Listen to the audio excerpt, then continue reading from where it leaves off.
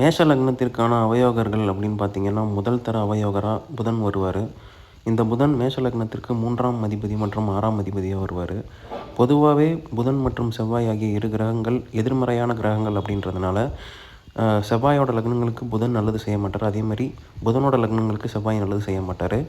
அப்போது இது உங்களுக்கு புதன் தசையில் பிரச்சனை கொடுத்தாலுமே பொதுவாகவே புதன் தசையில் செவ்வாய் புத்தியோ இல்லை செவ்வாய் தசையில் புதன் புத்தியோ உங்களுக்கு பெரிய அளவில் ஒரு கஷ்டங்களை கொடுக்கக்கூடிய ஒரு அமைப்பில் இருக்கும்.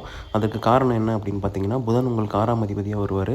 இங்கே செவ்வாய் உங்களுக்கு 8ஆம் அதிபதியாக வருவார். அப்போ 6, 8 தொடர்பு வரும்போது கண்டிப்பாக ஒரு பிரச்சனை ஜாதகருக்கு வரும். அதே மாதிரி புதனும் செவ்வாயும் எந்த ஒரு நிலைமையிலையும் மேஷ லக்னத்துக்கு சேராமல் இருக்கிறது நல்லது. ஏன்னா 6ஆம் அதிபதி 8ஆம் அதிபதி சேர்க்கை மாதிரி ஆகிடும். செவ்வாய் இங்கே 8ஆம் அதிபதியாகவே செயல்படுவார். இப்போ புதன் தசையும் நல்லா இருக்காது, செவ்வாய் தசையும் உங்களுக்கு அந்தளவுக்கு நல்ல பலன்களை கொடுக்காது. இதை தவிர்த்து உங்களுக்கு பாதகாதிபதியாக சனி வருவார். அப்புறம் சுக்கிரன் உங்களுக்கு மாரகாதிபதியாக வருவார்.